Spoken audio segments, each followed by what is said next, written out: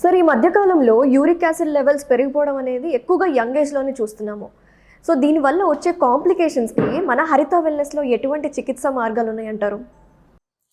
Uric acid పెరగటం వల్ల వచ్చే ఈ ఇన్‌ఫ్లమేటరీ ఆర్థరైటిస్‌ని ముఖ్యంగా మనము ఈ యాంకిల్ జాయింట్ మడిమల దగ్గర గాని, అలాగే అన్నిటికన్నా మెయిన్ బొటనవేలు దగ్గర డిపాజిట్ అవుతూ ఉంటుంది కాబట్టి దీన్ని గౌట్ ఆర్థరైటిస్ అంటాము. ఇది ఒక ప్రత్యేకమైన కీళ్ళవాతంలో ఒక ప్రత్యేకమైన కీళ్ళవాతం అన్నమాట. దీన్నే మనము గౌట్ ఆర్థరైటిస్ అని అంటాం.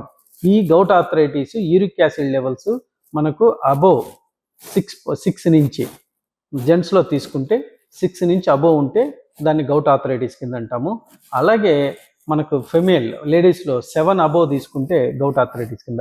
ఈ యూరిక్ యాసిడ్ డిపాజిట్ అవ్వటం వల్ల కంప్లీట్గా మనకు ఈ మడిములు కదిలించలేని పరిస్థితి, అలాగే బొటనవేళ్లలో కంట్లో నలుసు పడితే నొప్పి ఉంటుంది చూడు, అలాంటి నొప్పి బొటనవేలు దగ్గర రావటం జరుగుతూ ఉంటుంది.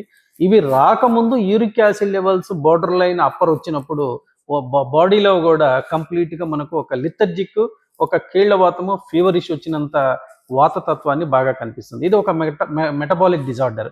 ఈ మెటబాలిక్ డిజార్డర్స్ని మనము డైట్లో కరెక్ట్ చేయగలిగి యూరిక్ యాసిడ్ లెవెల్ని కానీ ఎలిమినేట్ చేయగలిగితే మనకు ఖచ్చితంగా యూరిక్ యాసిడ్ లెవెల్స్ బాగా తగ్గిపోతాయి. దీంట్లో ముఖ్యంగా లైఫ్ స్టైల్లో కరెక్ట్ చేయాలి. ఎందుకంటే యూరిక్ యాసిడ్ ఎవరిలో మీరు అన్నట్టు యూత్లో ఎక్కువగా వస్తుంది. ఎందుకు వస్తుంది యూత్లో అంటే ముఖ్యంగా యూత్లో ఎక్కువగా ఈ లైఫ్ స్టైల్, ఎక్కువగా ఆహార నియమాల్లో ఎక్కువగా బిర్యానీలు తింటాం, లేదా ఎక్కువగా టీలు తాగటము, లేక ఎక్కువగా ఆల్కహాల్, అలాగే స్మోక్, అంటే ఇంప్రాపర్ లైఫ్ స్టైల్లో ఉన్న వాళ్ళలో యూరిక్ యాసిడ్ లెవెల్స్ ఎక్కువగా ఉంటాయి అన్నమాట. వాటిని అన్నిటిని కూడా మనం కట్ చేసి మెటబాలిజాన్ని స్ట్రీమ్ లైన్ చేయటం వల్ల యూరిక్ యాసిడ్ లెవెల్ని నార్మల్ చేయొచ్చు.